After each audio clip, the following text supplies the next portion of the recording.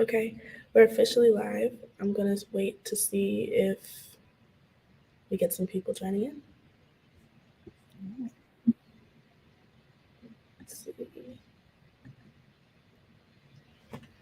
And I'm gonna go live. Well, I'm gonna give some time for Instagram.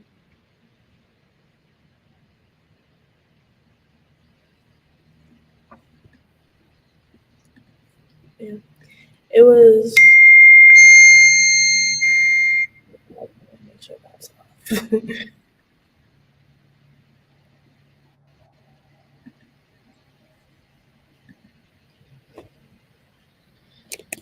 We'll give it like 10 minutes or so, or 5 minutes or so, just to see that people come in. Yeah.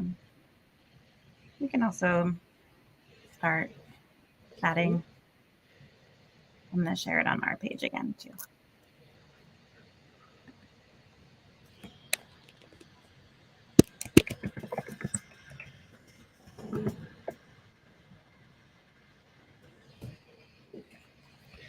And either way, since I know this was a quick one that we didn't get to promote too much. Either way, if we don't get a lot of people to come in today, we'll still have the recorded footage that we can upload and share as needed.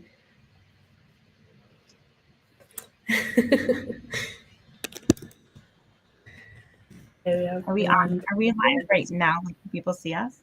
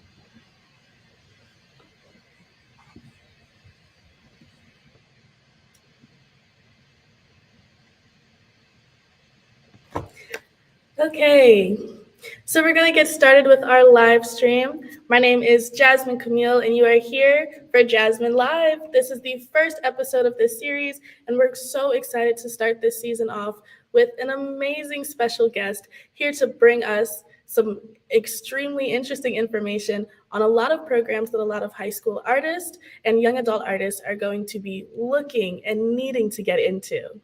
Without further ado, I would like to introduce you all to our special guest. Hello, I'm Kristina Hill from Apple Farm Arts and Music Center in Elmer, New Jersey. Thanks for having me.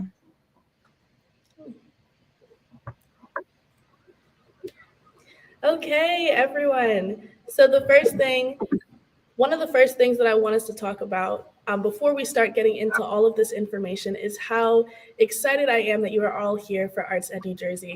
ArtsEdNJ New Jersey is a program dedicated to advocating for art in New Jersey.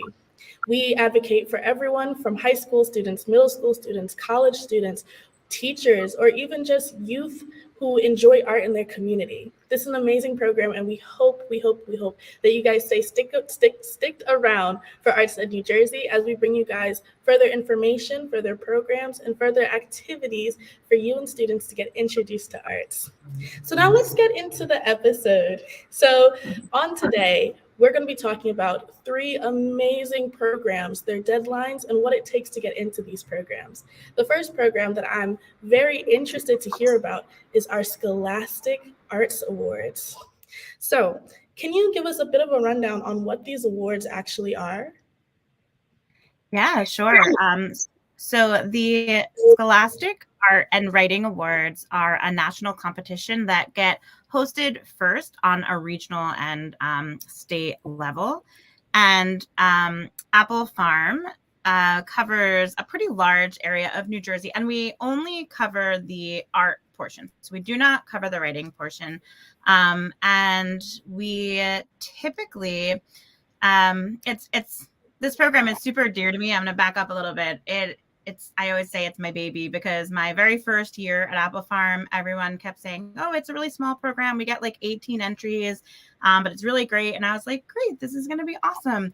And the entries started coming in and coming in and coming in. And next thing I knew, we had 2,300 entries. And I was like, 18? But this is not 18. And it is just such an amazing experience. The art that comes through this program blows my mind every year. I'm consistently blown away. And it's one of the programs too that even during the pandemic and homeschooling really stayed strong. We didn't see a huge drop in participation, which was really nice to see. But it's open to students 13 and up, so average 7th grade, but you do have to be 13 through your high school senior year, and seniors are able to put a portfolio in as well as individual entries. Wow, that is so exciting.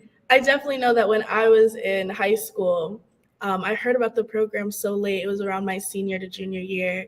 So I'm so excited that we're having this sort of informational talk so that people can learn about this younger and younger, because from 13 all the way to your senior year, that's so much time to really grow and evolve in your work, especially with a portfolio.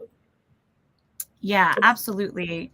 It is. And this is part of why I'm excited about doing this for these 3 programs is I want kids to hear about them sooner. I want 13-year-olds or 12-year-olds to aspire to enter when they're 13 rather than hearing senior year like, oh, I should have been doing this all along. So just trying to get the word out there that kids should enter. Definitely. With the Scholastic Arts program, is that a program that people can apply for this year, or is it like, when are the deadlines for this? Great question. So it opens September 1st, and the deadline to enter is December 6th. So there's still time to get your work in. And it is a fairly simple process for entering. Everything is done online through the Scholastic portal, which is located at artandwriting.org. And you just create a profile. Teachers can enter on behalf of their students, or students can enter on their own. Parents can enter, caregivers can enter, supporting their students, their creative kids. So it's really, there's different, a lot of these competitions, or some of them have to go through educators, but this one is one where if you're just a student and you're like, I want to enter my artwork, it's easy to do. And it is, there's a cost. It's $10 per entry, and there's no limit on the number of entries that you enter. We have some students who enter 1, and we have some students who enter 15 or 20. So it really does kind of range in terms of what people do. That's so amazing. That is so amazing. Now, from my understanding, this isn't just a small competition or a small program. I heard it's pretty prestigious. It is very prestigious. So I actually have a presentation. I'm talking about all the stuff that's in there. I'm going to share my screen and keep chatting. That way I can give you a visual, which also that really helps me. So, and I'm going to keep it like this so that I can see myself. I don't want to go full screen, so you have to see my side slides. But anyway, yes, one exciting point is that this is the 100th year of the awards, which a lot of people find surprising that it's been around for 100 years. And if you look back, and the website has a great visual timeline that I think is really interesting, but the people who have won these awards Over the years, you have artists like Andy Warhol, Amanda Gorman, who we now all know, right? Tom Otternis, who's one of my favorite sculptors. So winning one of these awards really does put you in a class that, you know, is kind of above the rest. And let's see. So going on, just to share who Apple Farm adjudicates, we adjudicate students entries from Middlesex, Monmouth, Mercer, Somerset, Hunterdon, Atlantic, Burlington, Camden, Cape May, Cumberland, Gloucester, and Ocean counties. But any county, any student from anywhere in the entire country can enter. So it's not limited to just South Jersey, obviously. It is a national competition. And for visual arts, there are a lot of different categories in which you can enter. They're up on the screen, so I'm not going to read them all, but I'd say when entering, this is a big piece of advice that after doing the competition for a few years, I've noticed that sometimes students might mark the wrong category or, you know, mark like digital art when it's actually painting. So it is worth, Scholastic on their website has a description of what they consider each category to be. On the regional level, it hasn't, I wouldn't say it affects adjudication that much, but on the national level, it is important that things are categorized the right way. So, and expanded projects is a new one. I think 2 years ago it came into the mix, and this is a really neat, like, personal project opportunity. I've seen students make videos of like immersive experiences that they've built in their school or their home and kind of done a tour through. So it's really an open-ended kind of, someone one year made this out of, it seemed like a kind of plastic, maybe even like clear trash bags, this giant sculpture that they put on a window fan, and it like blew up on the side of their house and like waved in the wind. So it's just like different types of experimental and art that has a story to it, which I find to be a really interesting component and a newer category. And again, the art portfolio is highlighted or asterisk because it is only for high school seniors. We get a lot of people who say, well, why it's not accepting my portfolio? And that's because you have to be a senior to enter. I'm going to skip ahead on the slides because we've kind of covered some of these things. But this is just a great portrait done by a seventh grader.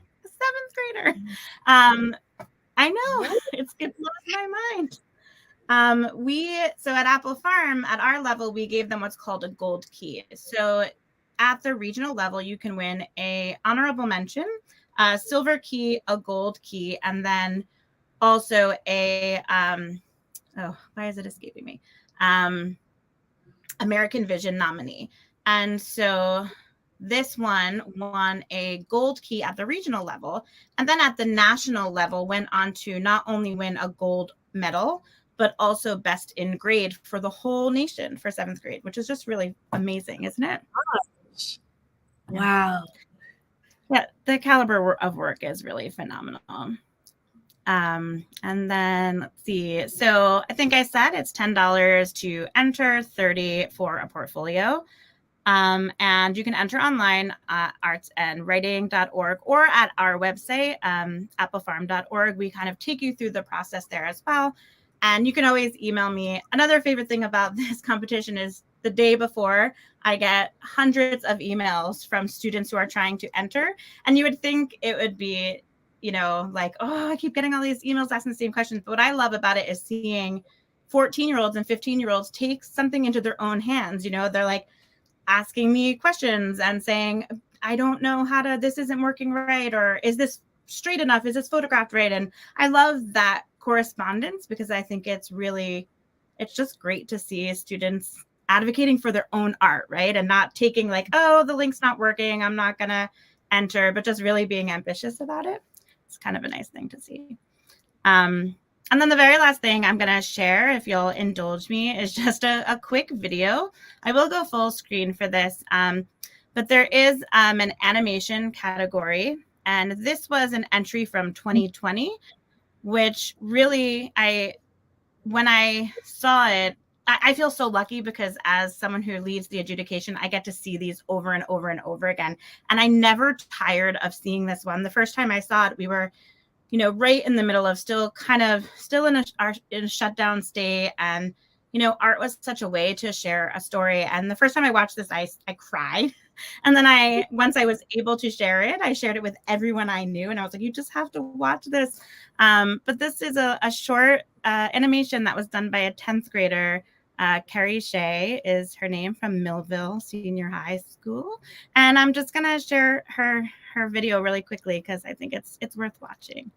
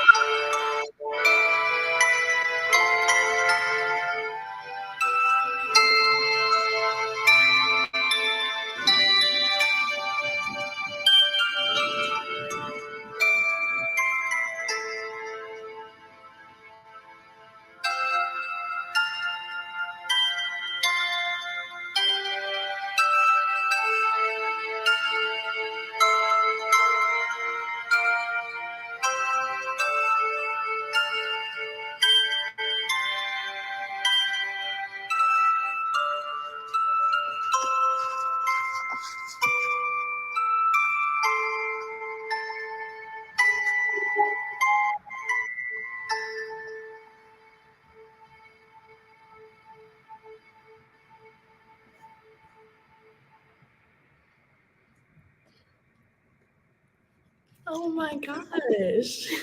Right? Isn't that amazing? Wow. That was Yeah.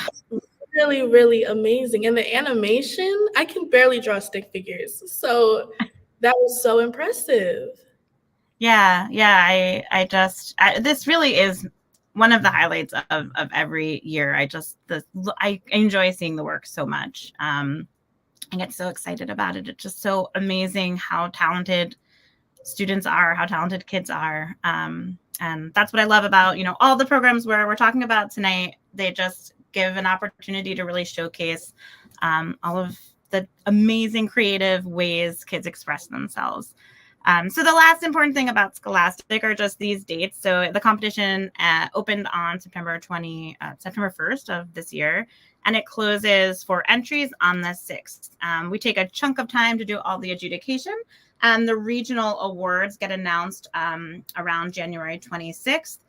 And then anybody who wins a gold key, in our region, they move on to nationals. So it doesn't go through a state competition afterwards. It just goes right to nationals. And then those get adjudicated and they announce the awards by March 22nd. And then anyone who wins a national award gets to go to this amazing celebration in New York City at Carnegie Hall. And they've had crazy keynote speakers there like Tina Fey and I think Hillary Clinton and Oprah Winfrey. So they make it this really big to do and really, really honor and showcase the work of these kids. And there's a traveling exhibit that happens. So it's really, once you are involved and if you win an award, it's like a year-long kind of celebration until it starts back up again. That's so incredible. That is so incredible.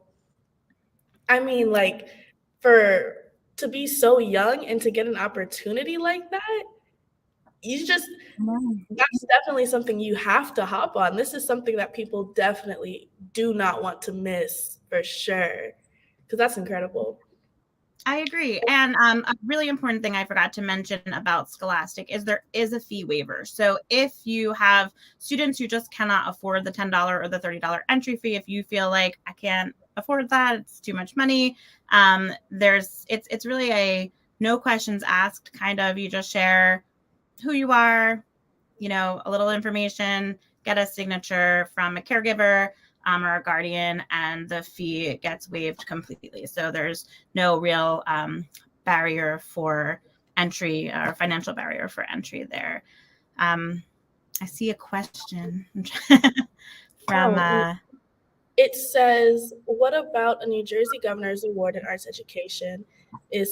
Are Scholastic winners recognized there? That is such a great and timely question. Yes.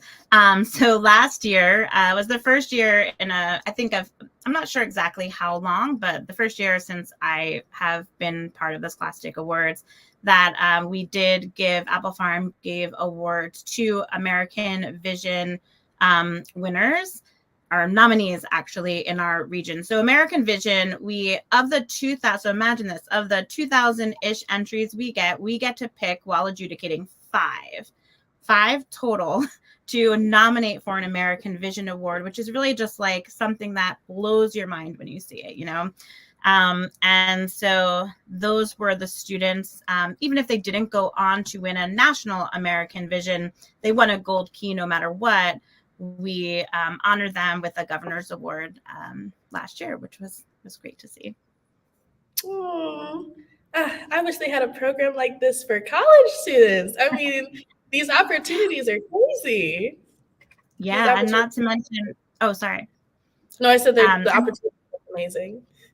Yes, they're wonderful, and it's too much to talk about. But if you go to the Art and Writing website, you can see the oodles and oodles of scholarship and financial aid opportunities, additional learning opportunities that come also from winning a national award. So you're automatically, if you win a gold medal, entered into different sort of scholarship opportunities and whatnot, depending. And some specific awards offer up different opportunities, like illustration and political cartoon has its own award. So it just kind of depends year to year who's sponsoring the awards, but there's a lot of scholarship and tuition assistance opportunities.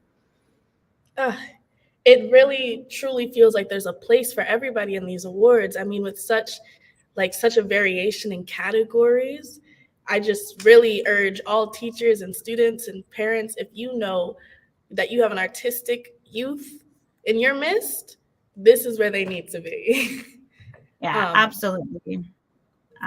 I couldn't agree more. And I'll segue into teen arts, and always happy to answer questions if they pop up. But a lot of times people ask, well, if I enter my art in Scholastic, can I also enter it in teen arts? And the answer is yes, absolutely, always. And so teen arts is a statewide competition. We at Apple Farm we host the Salem and Gloucester County Teen Arts Awards only, and that is a really big to do. We're so excited this year because it's our first time being in person again in the way that I think a lot of people remember it or hold it very dear. But on April 26th, we are having a celebration adjudication on site at Apple Farm. For students who are participating to come and be adjudicated in their art form. And it's also it's such a great opportunity to put your art out there and to get feedback. I think that's the difference, or a great thing about teen arts is you get feedback from working artists, educators in your art form, it's such a great opportunity to learn and to grow and to, experience putting yourself out there in that way. So that is something we're really excited about too this year. And the deadline for that is not as soon. So that's when you have a little bit of time and it's also one that ideally a teacher is organizing it, a school is organizing it, but we have recognized that that's not always possible. So it is possible for community groups or homeschooled kiddos to enter on their own, and they would just enter as an individual rather than a school or a group. Well, for me personally, when I was in high school, I have some of my most fondest memories are from going to all the teen arts programs. I mean, the type of community that as a student I got there was unbelievable. There's people that I met at those conventions and at those competitions that I still talk to and create and work with to this day. I mean, as like a youth artist, there's really nothing better than community and getting to meet other schools, meet other chapters, meet professionals. I mean, it really changed the trajectory of where I was going and really helped me get into colleges too. So definitely pushing that for students and teachers. Yeah. Oh, and I love hearing that. I think that's, as great as the switch to, as great and necessary as the switch to digital and, online educations was, that's the bit that was really missing, and I'm significantly older than you. And I can remember I grew up in New Jersey and was a theater and music kid. And the theater competitions that we used to go to are still something some of my closest friends who I'm still in touch with, we talk about them still to this day. They're just such core memories for us, because I think so much growth is done there. And like you said, community and bonding and meeting other schools and seeing what musical they're doing or what songs they're singing, and there's such a great community that forms at events like this. So I'm really excited to be bringing it back in person. I'm very, very excited. And the talent was out of this world, as it always is. So I'm so excited. Yeah, absolutely. And so just a little bit more about teen arts. Really, it's open. It's a little complicated. It feels like statewide versus regional. Statewide, I believe high schoolers are who go on to competition. We've traditionally let 13 and up participate. So we do get some middle school, eighth graders coming on site to participate. And everyone kind of participates at their regional level. And if you go to the State Teen Arts, New Jersey State Teen Arts page, you can see who hosts the competitions in your region. So if you're an educator or a student from Salem and Gloucester County, you'll see that Apple Farm is your regional partner, but other regions have different partners. And then we advance students who participate at the regional level to the state level. And that competition is taking place, I believe, in June. So there's more time for teen arts, but it's still something that I'm sure schools are preparing for right now because art takes time. It does, especially with the group competitions, with group theater, with the group music events and things like that. So I'm definitely looking forward to it. Definitely looking forward to it. And it's so nice that students are able to sort of go out and do what they want to do and sort of advocate for their own art and things like that. It's very, very impressive. Yeah. I think that's a great addition. That's something that I think the pandemic has opened up a little bit in these competitions, or at least from my perspective. Someone used a great phrase and I can't remember it about like a way to say a COVID win, but it was like a good pun. It'll come to me later and I'll be like, oh, that's it. But this in a time when not everyone had access to the classroom or a place to make art or a supervisor or a club, there more wiggle room was made for, people who just want to enter. Like, why not? Why can't this community center or this group of friends or this homeschool collective enter this competition? So I think it's kind of widened the base a little bit for both teen arts and Poetry Out Loud, which we haven't talked about yet. Poetry Out Loud is a statewide competition. We host the Region 2 at Apple Farm, which covers Cape May, Cumberland, Gloucester, and Salem counties. All these counties are such a tongue twister sometimes. And the way that Poetry Out Loud works, it's a recitation competition. So some people think it's original poetry, but it's not. It's students reciting poems. So there's like a theater flair to it, and at least I think there is. And they first participate at a school level. So traditionally, teachers would get together and say like, okay, or English teacher or dramatic arts teacher would say, I want to have this competition. They'll get a couple of kids to compete against each other. And then that school would pick a champion to come to the regional competition. And then they compete against different groups. And so what we've done in the past for students who don't have a school or don't have somebody who is them but wants to participate, we've been able with the different regional partners to come up with sort of a school competition that's not in school. So if we have several kids who want to just compete, that way they get that first experience before coming to the regional competition. And then similar to Teen Arts, once they're through the regional, we send a kid to state champions. And then with Poetry Out Loud, they have an opportunity to go to national, which is in Washington, D.C. So maybe that's something that you can go see. Yes, I would absolutely love it. I'm a poet myself, and I grew up doing poetry through all of the New Jersey outlets and things like that. It's been really amazing, but I didn't get to do Poetry Out Loud in high school right before the pandemic hit and everything. But I definitely urge people to do it. I love, love, love watching poetry blossom. And I feel like the thing that you guys are doing by giving students the opportunity to still participate and still compete, even if they don't have, even if the school isn't doing it per se, I feel like that's making art so much more accessible to different types of students, and that's just really beautiful to me. I feel like it's so great to know that no matter who they are or where they are, in New Jersey, like we have the means to let everybody sort of participate and show who they are. So that's really beautiful to me.